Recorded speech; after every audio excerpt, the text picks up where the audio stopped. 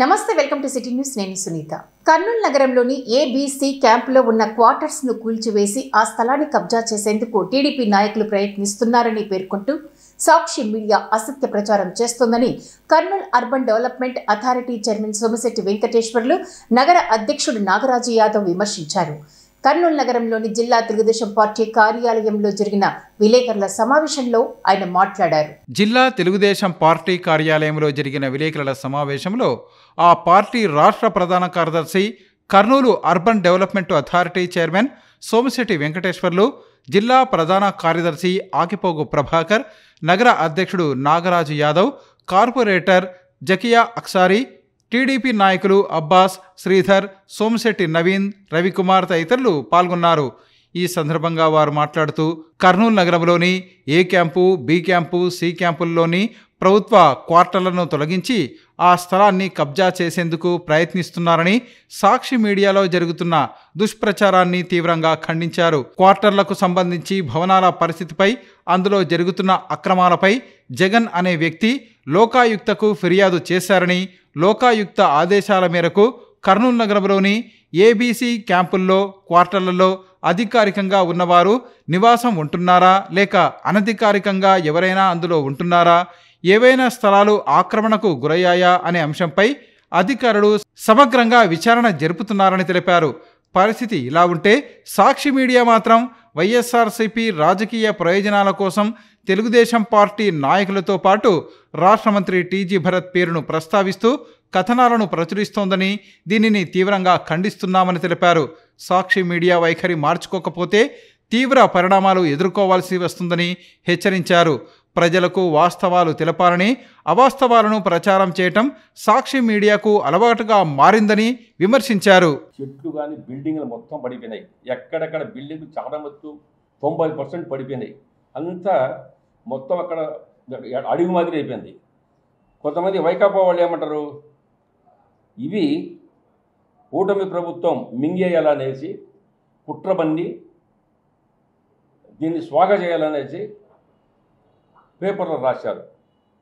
నేను ఒకటి అడుగుతున్నా, ఏదైతే లోక్ అదాలత్ కోర్టుకు పోయిన సంగతి మీకు తెలుసునా, ఆ జగన్ అనే వ్యక్తి కోర్టుకు వేసిన సంగతి తెలుసునా, ఆ పేపర్లు కూడా మీకు ఇస్తాను. ఇప్పుడు కోర్టుకు పోయింది అన్నీ ఆ కోర్టులో చూసుకోండి.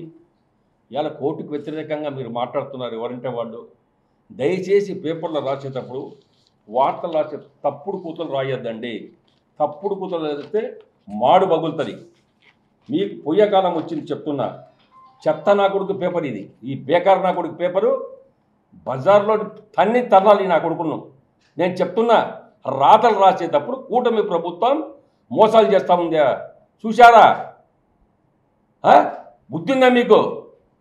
ఒక రాతలు రాసేటప్పుడు తప్పుడు కుతలు రాయొద్దండి. ఒక సాక్షి ఛానలు, ఒక సాక్షి పేపరు మీకు ఇష్టం వచ్చేట్టు రాస్తారా? ఈరోజు అందుకనే నేను చెప్తున్నా, మా ముఖ్యమంత్రి చంద్రబాబు నాయుడు గారికి వెంటనే సాక్షి పేపర్ కానీ సాక్షి ఛానల్ కానీ వెంటనే దీన్ని క్యాన్సిల్ చేసి ఈ ఆంధ్రప్రదేశ్లో ఈ పేపరు ఈ ఛానల్ లేకుండా వాళ్ళ మీద కేసులు పెట్టి రద్దు చేయాలని కూడా నేను కోరుతున్నా. ప్రభుత్వ అధికారులు వాళ్ళ పనికి వాళ్ళు ఎంక్వైరీ చేసుకుంటున్నారు. ప్రతి క్వార్టర్ చెక్ చేస్తున్నారు. ఇది లీజుగా ఉందా లేకుంటే అనాథరైజ్గా ఉందా, దీంట్లో ఎవరైనా వాళ్ళు అలాట్ చేసిన వాళ్ళు ఉండరా, అలాట్ చేయకుండా వేరే వాళ్ళకి సబ్లీజ్ ఇచ్చారా, ఇవన్నీ క్లుప్తంగా జరుగుతున్నాయి. ఇవన్నీ గవర్నమెంట్ చూసుకుంటుంది. అది ప్రభుత్వం చూసుకుంటుంది. ఇవన్నీ ప్రభుత్వం చూసుకుంటుంటే దీంట్లో పార్టీ ఆఫీస్ కట్టాడు.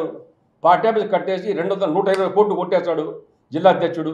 జిల్లా అధ్యక్షుడు గవర్నమెంట్ స్థలాలు ఎక్కడున్నా, ప్రభుత్వ స్థలాలు ఎక్కడున్నా ఏ రాజకీయ పార్టీ కూడా ప్రభుత్వానికి అప్లికేషన్ పెట్టుకోవచ్చు. పార్టీ కార్యాలయం కావాలంటే మాకు లీజుకు, ఈ లీజ్ అనేది 33 ఇయర్సే, 99 ఇయర్స్ కాదు. లీజుకి ఇది. లీజుకు 120 కోట్లు ఇట్ట కొట్టేస్తాడు. బుద్ధి ఉందా మీకు? లీజుకు 120 కోట్లు కొట్టేస్తారా ముండమోపులారా? ఈ ముండమోపి పేపర్కు ఈ నాయన ఈ పేపర్ పెట్టండి నా కొడుకు తన్నాల ముందు. ఇమ్మీడియట్గా కేసులు పెట్టండి. ఎక్కడొస్తారు వాళ్ళు?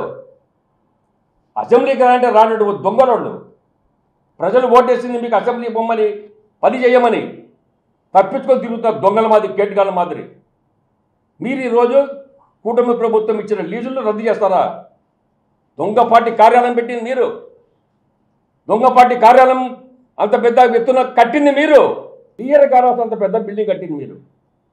ఈరోజు వరకు న్యాయస్థానంలో చూస్తుంటే న్యాయంగా మేము ఉన్నాం.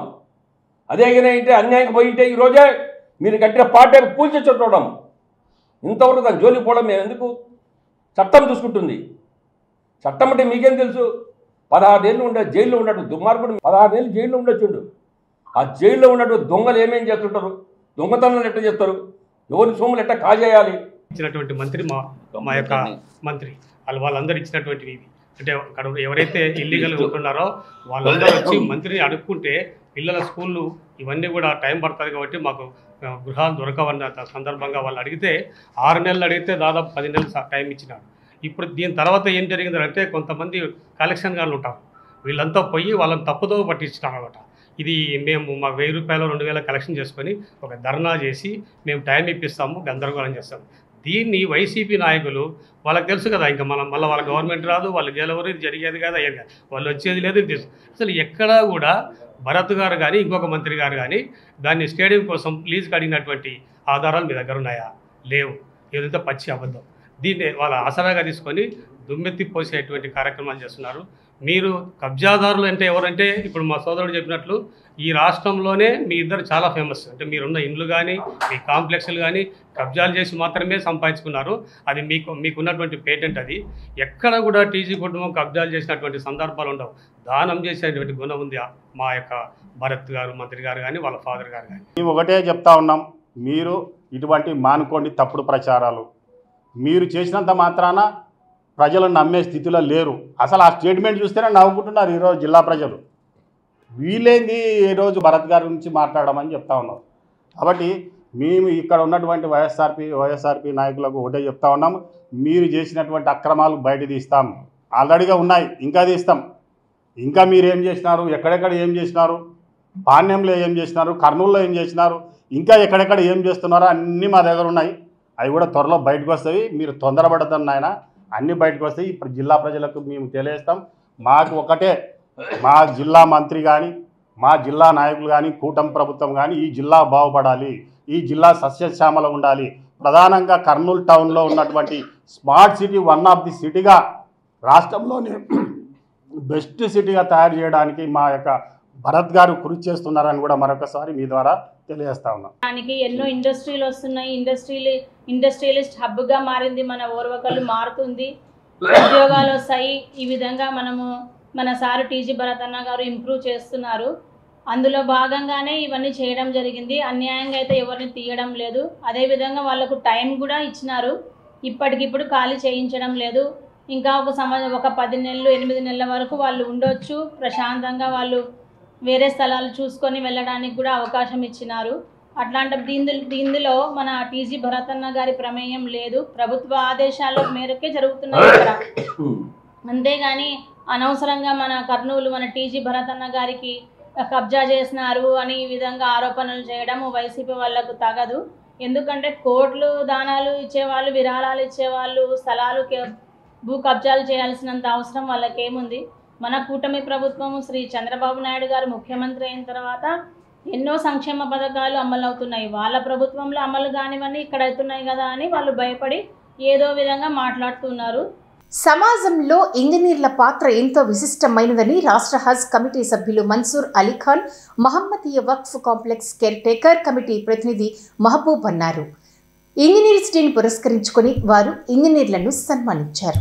వక్ఫ్ బోర్డు కాంప్లెక్స్లో జరిగిన కార్యక్రమంలో ఇంజనీరింగ్ డేను పురస్కరించుకొని ఇంజనీర్లను ఘనంగా సత్కరించారు. ఈ కార్యక్రమంలో రాష్ట్ర హజ్ కమిటీ సభ్యులు మన్సూర్ అలీఖాన్, మహమ్మదీయ వక్ఫ్ బోర్డు కేర్ కమిటీ ప్రతినిధులు మహమ్మద్ ఇబ్రహీం, గౌస్ రబ్బానీ, రమీజ్ బాషా, మెహబూబ్, అబ్దుల్ మునాఫ్ తదితరులు పాల్గొని ఇంజనీర్లను సత్కరించారు. ఈ సందర్భంగా వారు మాట్లాడుతూ సమాజంలో ఇంజనీర్ల పాత్ర ఎంతో విశిష్టత అయిందని తెలిపారు. ప్రఖ్యాత ఇంజనీర్ మోక్షగుండం విశ్వేశ్వరయ్య జయంతిని ఇంజనీర్స్ డేగా నిర్వహించడం అభినందనీయమని తెలిపారు.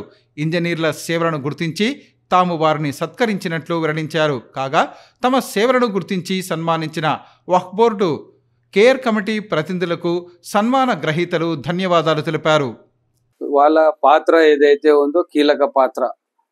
మన కర్నూలులో చాలా వరకు ఇంజనీర్స్ డెవలప్ చేయడము, వాళ్ళ ఇన్వాల్వ్మెంట్ ఉండడము, ప్లస్ ఇక్కడ ఉన్న ఇంజనీర్స్ అందరూ మన మున్సిపల్ లైసెన్స్ ఉన్న వాళ్ళు.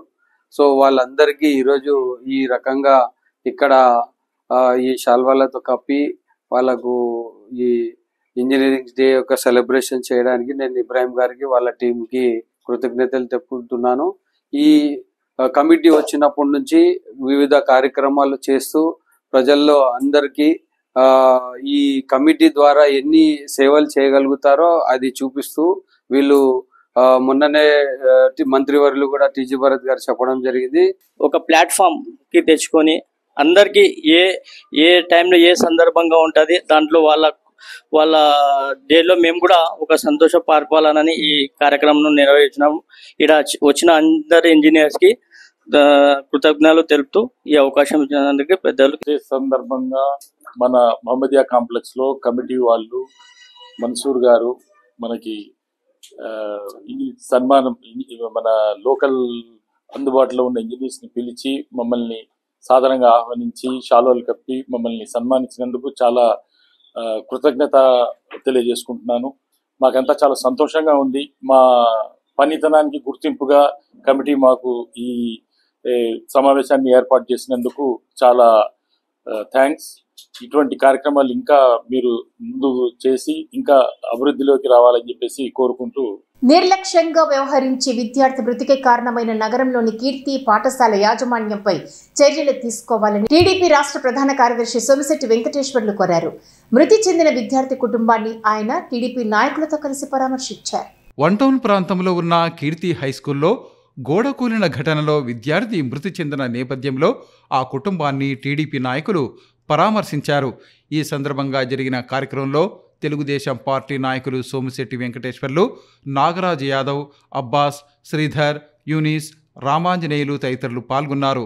విద్యార్థి తల్లిదండ్రులను ఓదార్చారు. ఈ సందర్భంగా టీడీపీ రాష్ట్ర ప్రధాన కార్యదర్శి సోమిశెట్టి వెంకటేశ్వర్లు మాట్లాడుతూ పాఠశాలకు ఆలస్యంగా వచ్చాడు అన్న కారణంతో విద్యార్థిని ఉపాధ్యాయులు పాడుబడిన గోడ వద్ద నిలబెట్టారని, గోడ కూలడంతో విద్యార్థి మృతి చెందారని తెలిపారు. విద్యార్థి ఆలస్యంగా పాఠశాలకు వస్తే మందలించాలని, ఇలా కఠినంగా వ్యవహరించటపై ఆయన ఆగ్రహం వ్యక్తం చేశారు. జరిగిన ఘటనపై పోలీసులు కేసు నమోదు చేసి బాధ్యులపై చర్యలు తీసుకోవాలని తెలిపారు. విద్యార్థి మృతి విషయాన్ని రాష్ట్ర ముఖ్యమంత్రి నారా చంద్రబాబు నాయుడు దృష్టికి తీసుకువెళ్లి బాధిత కుటుంబానికి న్యాయం చేసేందుకు చర్యలు తీసుకుంటామని ఆయన తెలిపారు. ఈ రోజు ఉదయం 9 గంటలకు మధ్యలో కీర్తి స్కూల్ అని 9వ వార్డు మంటం దగ్గర అక్కడ ఉన్నటువంటి టీచర్స్ ఒక అబ్బాయి యూకేజీ అబ్బాయి ఒక 10 నిమిషాలు లేటుగా వచ్చినాడని గోడ పక్కన నిలబెట్టారు. ఆ నిలబెట్టిన తర్వాత ఆ అబ్బాయి వచ్చేసి షేక్ రాకీబ్, చిన్న పిల్లోడు, 6 సంవత్సరాలు 7 సంవత్సరాలు ఉంటుంది. తెలియని పిల్లలు తెలియక ఏదో ఒక లేటుగా వచ్చింటే అంత పనిష్మెంట్ ఇవ్వకూడదు. పనిష్మెంట్ ఇచ్చారు. పక్కన గోడ అక్కడ ఉన్నటువంటి వాళ్ళ పాతగుందో ఏం శిథిలమైందో మీద పడిన తర్వాత అక్కడికక్కడ ఆ పిల్లోడు మరణించడం జరిగింది. మరి దీని బాధ్యత ఎవరు? అంత కఠినమైన పిల్లలకు చదువు చెప్పేటప్పుడు ఒక 5 నిమిషాలు ఏదన్నా ఉంటే మందలించాలి, చెయ్యాలి. లేటుగా వచ్చే పక్కన పెట్టేందుకు, అది గోడ పక్కన పాత గోడ పక్కన పెట్టేందుకు మరి ఈ రోజు ఈ ఘటన జరిగింది. చాలా బాధాకర విషయం ఇది. కీర్తి స్కూల్ అటువంటి వాళ్ళు కూడా నేను యాజమాన్యానికి కూడా చెప్తున్నా, ఇటువంటి పనులు పిల్లలు కొంచెం చూసుకొని పోవాలి. చూసుకోకపోకుండా మీ యొక్క చేసిన తెలివి తక్కువ పనికి, మీ టీచర్స్ చేసిన తెలివి తక్కువ పనికి ఇవాళ ఒక చిన్న పిల్లవాడి ప్రాణం పోగొట్టున్నాడు. పద్ధతి కాదు ఇది. అధికారులు పని చేస్తున్నారు, అన్ని చేస్తున్నారు. అందుకని అధికారులు కూడా చర్యలు తీసుకుంటారు. దీనిపైన క్లియర్గా ఉన్నటువంటి DOR కూడా దీని మీద యాక్షన్ తీసుకొని కంపల్సరిగా ముఖ్యమంత్రి గారికి నివేదిక పంపాలి. తలసేమియా రహిత భారతదేశ నిర్మాణం కోసం ప్రతి ఒక్కరూ కృషి చేయాలని లలితమ్మ హెల్పింగ్ హ్యాండ్స్ సొసైటీ అధ్యక్షుడు లోకేష్ కోరారు.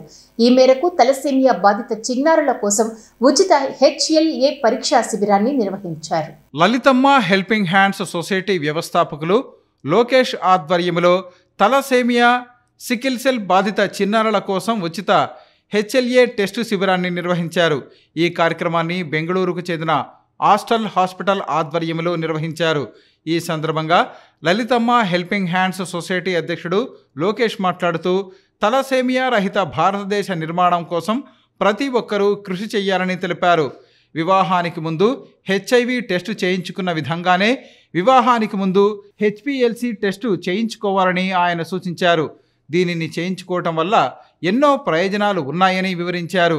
తలసేమియా బాధిత చిన్నారులకు తరచూ రక్త మార్పిడి చేయించాల్సిన అవసరం ఉంటుందని, దీనిని దృష్టిలో ఉంచుకొని ఆరోగ్యంగా ఉన్న ప్రతి ఒక్కరూ రక్తదానంపై ఉన్న అపోహలను తొలగించుకొని రక్తదానం చేసేందుకు ముందుకు రావాలని సూచించారు.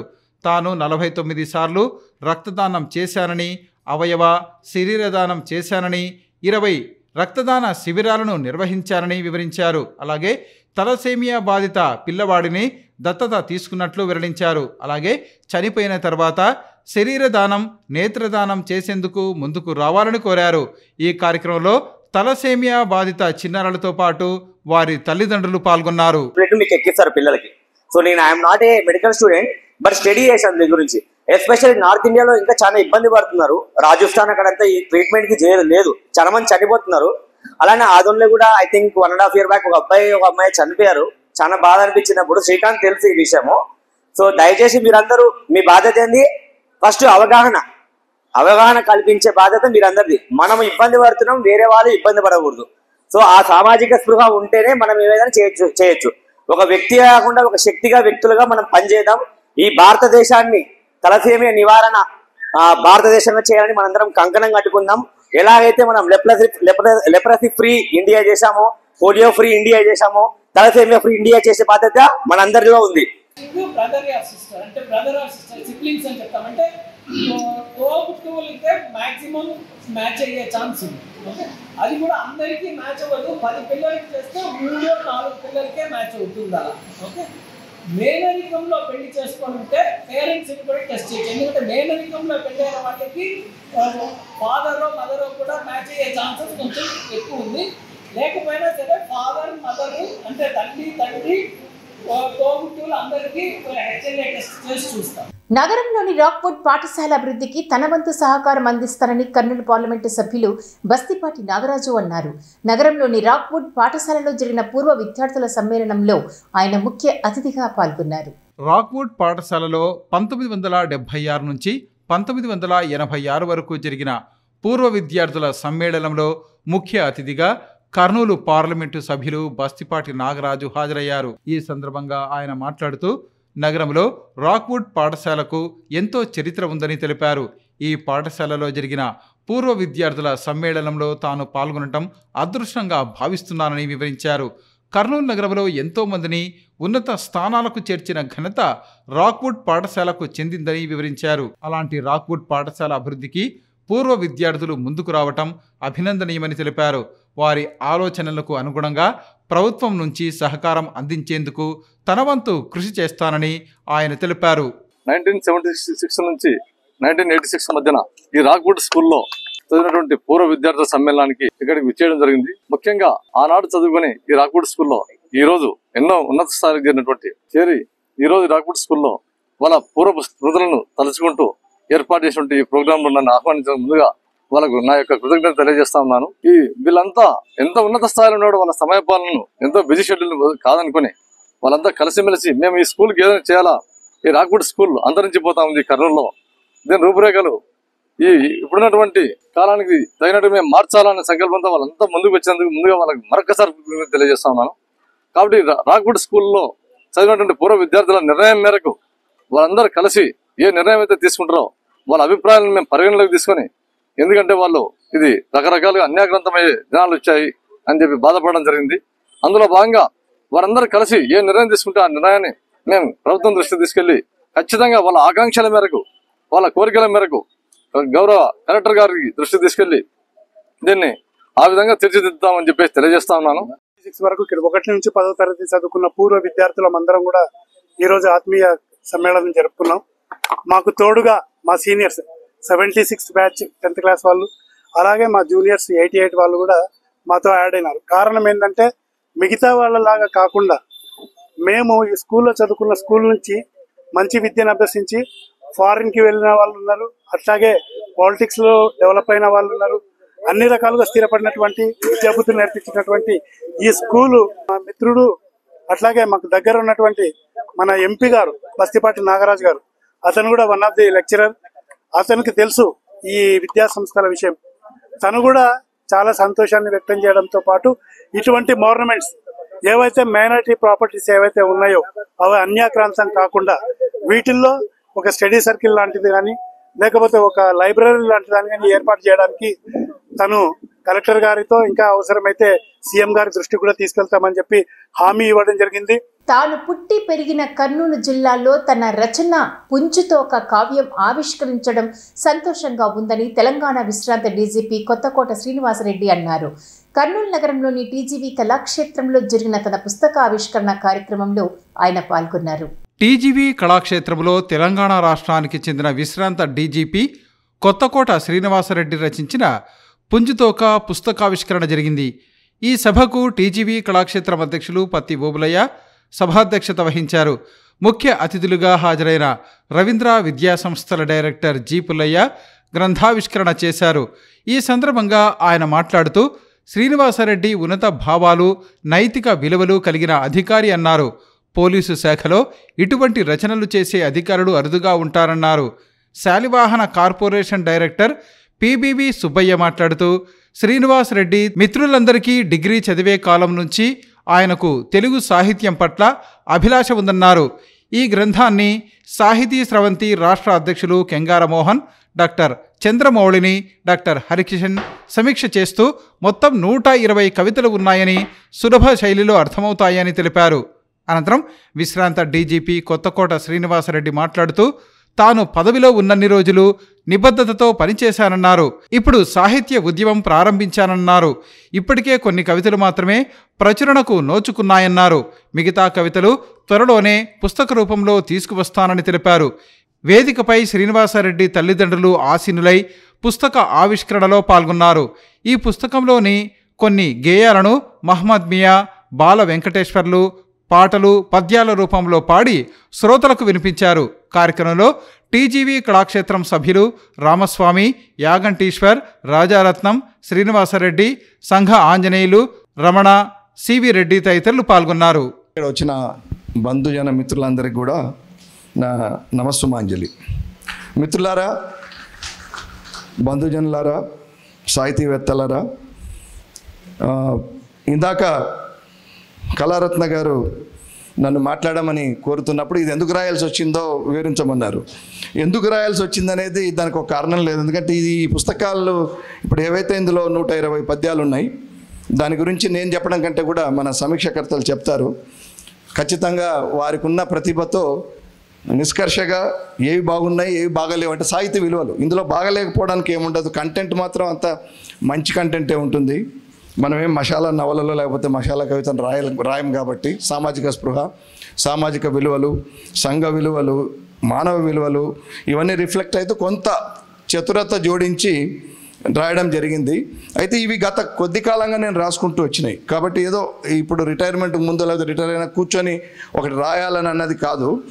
నా అనుభవాలన్నీ కూడా గత విద్యార్థి దశ నుండి కూడా ఉన్నాయన్నీ మన్నాడు రిటైర్ అయ్యే వరకు కూడా నిన్న మొన్నటి వరకు ఉన్న అన్ని అనుభవాలు కొన్ని రాసుకున్నాను. వాటిని అన్ని కొంత సంస్కరించి ముందుగా ఒక 120 పద్యాలు దాదాపు ఒక 500-600 ఉంటాయి. సో రాబో రోజుల్లో ఇంకా మీ మీద కొన్ని ఇట్లాంటి వదులుతాము. బట్ ఇది ఫస్ట్ది. ఓకే, సో ప్రయత్నం చేయలేదు, ఎప్పుడు నేను చేయను.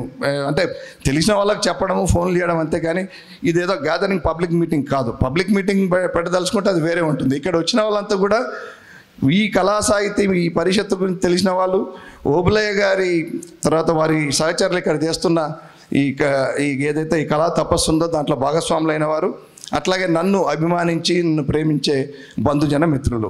చాలా ఉన్నతమైనటువంటి పదవుల్లో ఏ చిన్ననైనా పొరపాటు లేకుండా తెలంగాణ ప్రభుత్వంలో సీఎం రేవంత్ రెడ్డి గారు కమిషనర్గా వారే ఉండాలి అని తీసుకెళ్ళి కనీసం 6 నెలలు భరించలేక ఆయన చిత్తశుద్ధి, ముక్కుసూటి మనిషి ఏ పని చేసినప్పటికీ ముక్కుసూటి మనిషి, పొరపాటు అనేటువంటిది చేయనటువంటి వ్యక్తి. వైఎస్ రాజశేఖర రెడ్డి గారి దగ్గర మెప్పు పొందిన వ్యక్తి, చంద్రబాబు నాయుడు గారి దగ్గర మెప్పు పొందినటువంటి వ్యక్తి. వీళ్ళు కూడా ఏం చేస్తారంటే రాజకీయంగా అక్కడ టఫెస్ట్ మ్యాన్ ఉంటేనే మా వాళ్ళను కూడా కంట్రోల్ చేస్తే మాకు రాజకీయంగా పేరు వస్తుంది అని అనుకున్నప్పుడు వారిని తీసుకెళ్ళి అక్కడ కూర్చోబెడతారు. నెల్లూరులో అదే పని చేసినారు, మహబూబ్నగర్లో అదే పని చేసినారు, వరంగల్లో అదే పని చేసినారు, చివరికి కమిషనర్గా కూడా అదే పని చేసినారు రేవంత్ రెడ్డి గారు. అక్కడ పెట్టుకున్నారు. అవన్నీ సిటీలో కంట్రోల్ చేసిన తర్వాత ఆయన చెప్పినటువంటిది తేడాలు ఉన్నట్లయితే ఈయన పాటించరు కాబట్టి మళ్ళీ ఏదో మరో స్థానానికి పంపడం ఇలా. సరే, ఆమె అభినందించారు, వెళ్ళిపోయారు. తర్వాత ఆమె వయోభారంతో అంత్యదశలో ఉన్నప్పుడు వీరు వారిని వెళ్ళి పరామర్శిస్తూ ఆమె పడుతున్న ఆ మరణయాతన గురించి కూడా ఒక కవిత రాశారు. ఆ కవిత చదువుతుంటే మనకు కంట్లో నీళ్ళు వస్తాయి. తర్వాత అక్టోబర్ 21వ తేదీ జరుపుకునేటటువంటి అమరవీరుల సంస్మరణ దినం గురించి కూడా చెప్తారు వీరు. అంటే వారు ఎంత సేవ చేస్తారు జవాన్లు, వాళ్ళ గురించి 2 మాటలే. అమృత కలసం మీ వశం చేసి హాలాహలం హాయిగా స్వీకరించిన ఈసులమే పోలీసులమే.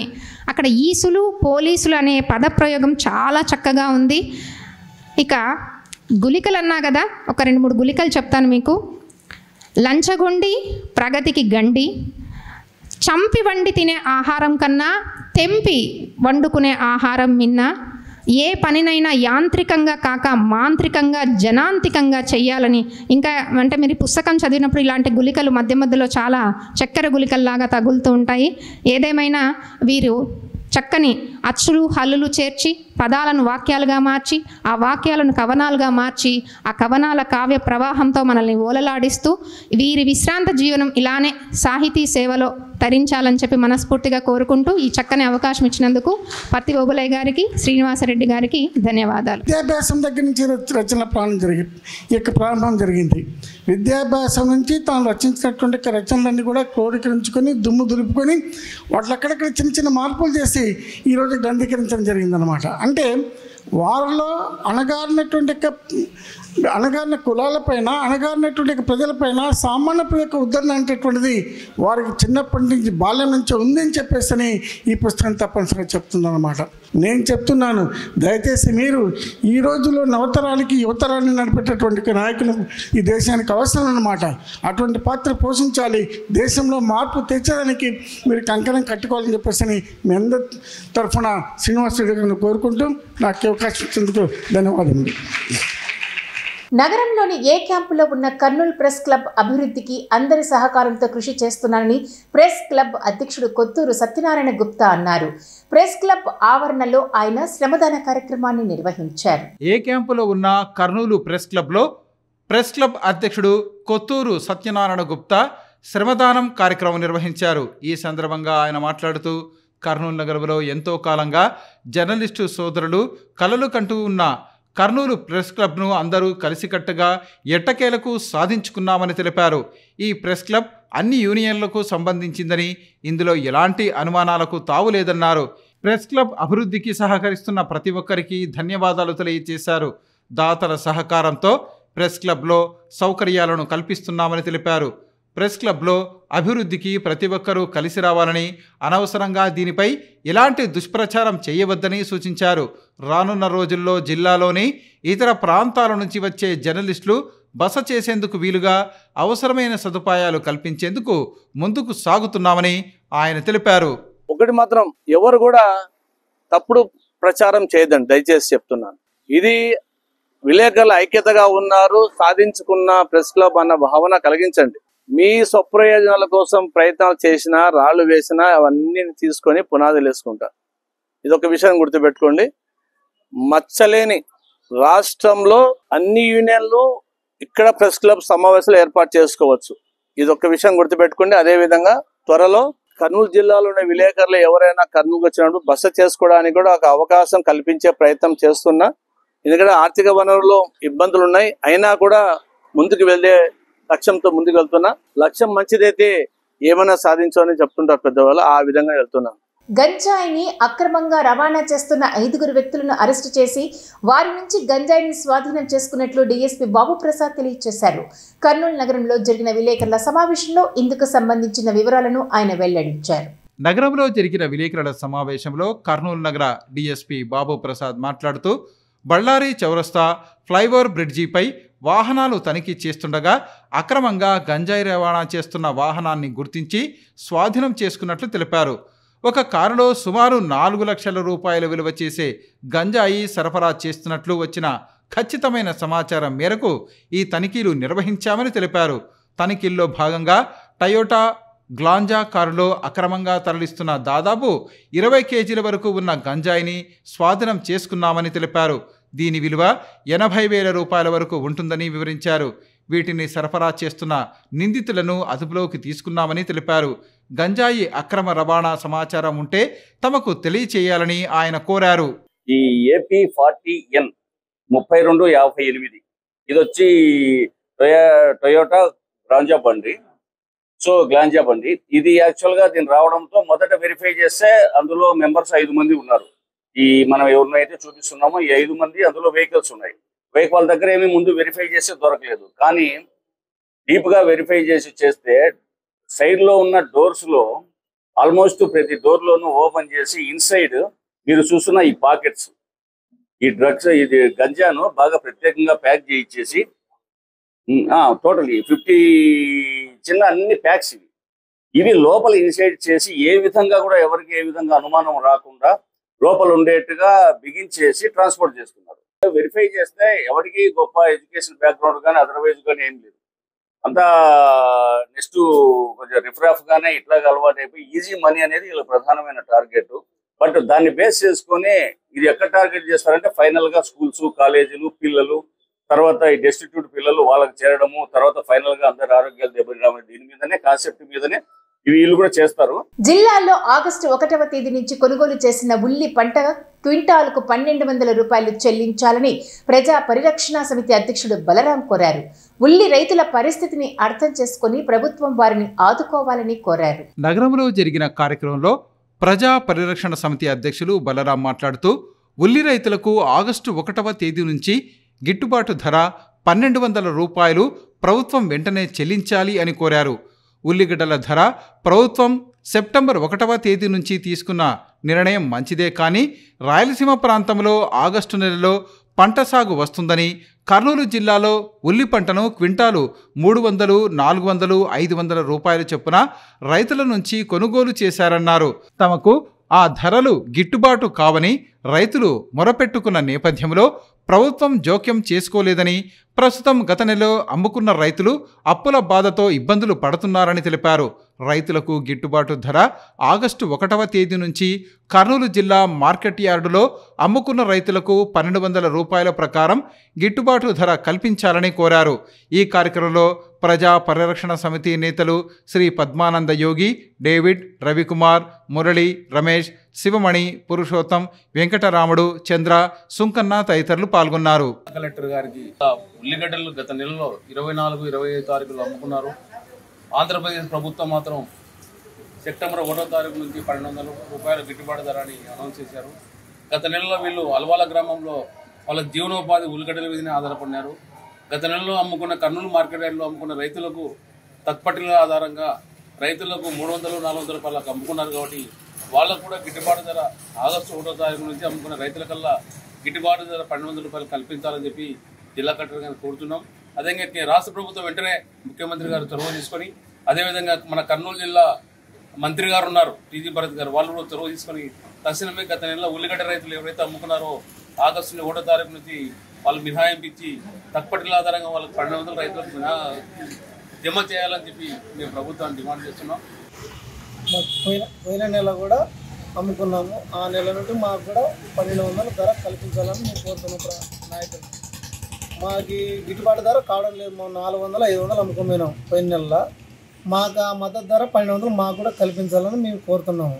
కర్నూలు నగరంలో ఉన్న గీతా ప్రచార ధామంలో ప్రతి ఏకాదశికి భగవద్గీత పారాయణం జరుగుతుందని, మరి ఈ బుధవారం జరిగే భగవద్గీత పారాయణానికి ప్రతి ఒక్క హైందవులు హాజరు కావాలని పిలుపునిచ్చారు.